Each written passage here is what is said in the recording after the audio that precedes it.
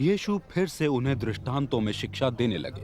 उन्होंने कहा, स्वर्ग राज्य की तुलना एक राजा से की जा सकती है, जिसने अपने पुत्र के विवाह के उपलक्ष्य में एक भोज का आयोजन किया।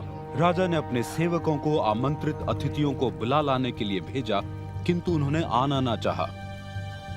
राजा ने अन्य सेवकों को ये कहकर भेजा, आमंत्रित अतिथियों से कहो, मैंने अपने भोज की सारी तैयारी कर ली है, अच्छे व्यंजन बनाए जा चुके हैं, सब कुछ तैयार है, भोज में पधारिए। किंतु आमंत्रितों ने इस पर भी कोई ध्यान नहीं दिया, परंतु वे सब अपने कामों में लगे रहे, एक अपने खेत में, दूसरा अपने व्यापार में। शेष ने उन सेवकों को पकड़कर उनके साथ गलत व्यवहार किया और फिर उनकी हत्या कर डाली। गुस्से में आकर राजा ने वहां अपनी सेना भेज दी कि वो उन हत्यारों का नाश करे और उनके नगर को स्वाह कर दे। तब राजा ने अपने सेवकों को आज्ञा दी, विवाह भोज तो तैयार है, किंतु जिन्हें आमंत्रित किया गया था वे इसके योग्य न थे। इसलिए अब तुम प्रधान चौकों पर चले जाओ और वहां तुम्हें जितने भी व्यक्ति मिले उन्हें विवाह भोज में आमंत्रित करो। उन सेवकों ने जाकर रास्ते पर जितने व्यक्ति मिले उन्हें इकट्ठा कर लिया, योग्य अयोग्य सभी को, जिससे विवाह उत्सव का भोजन कक्ष आमंत्रितों से भर गया। जब राजा उस कक्ष में उनसे भेंट करने आया, उसने वहां एक ऐसे व्यक्ति को देखा जिसने विवाह उत्सव के लिए उपयुक्त वस्त्र नहीं पहने थे।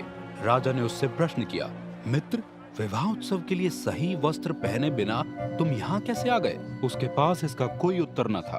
तब राजा ने सेवकों को आज्ञा दी, इसके हाथ पांव बांधकर बाहर अंधकार में फेंक दो, जहाँ बहुत रोना और दांत पीसना होता रहेगा।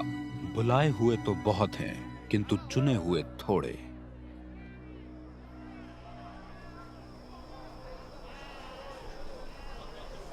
तब फरीसियों ने जाकर यीशु को उन्हीं के शब्दों में फंसाने की योजना की। उन्होंने यीशु के पास हेरोदेस समर्थकों को इस प्रश्न के साथ भेजा, गुरुवर, हमें ये तो मालूम है कि आप सच्चे हैं तथा परमेश्वर के राज्य की शिक्षा पूरी सच्चाई में ही देते हैं। आप में कहीं कोई भेदभाव नहीं है और आप किसी मनुष्य के प्रभाव में नहीं आते। इसलिए हमें बताइए कि आपके विचार से कैसर को कर भुगतान करना उचित है या नहीं? यीशु को उनकी कुटिलता का एहसास हो गया। वो बोले, अरे पाखंडियों, मुझे परखने का प्रयास कर रहे हो? कर के लिए निर्धारित मुद्रा मुझे दिखाओ। उन्होंने यीशु को दीनार की एक मुद्रा दिखाई। यीशु ने उनसे कहा, इस पर ये आकृति तथा मुद्रण किसका है? कैसर का, उन्होंने उत्तर दिया। इस पर यीशु ने उनसे कहा, तो फिर जो कैसर का है कैसर को दो और जो परमेश्वर का है परमेश्वर को। इस पर वे चकित हो यीशु को छोड़कर वहां से चले गए।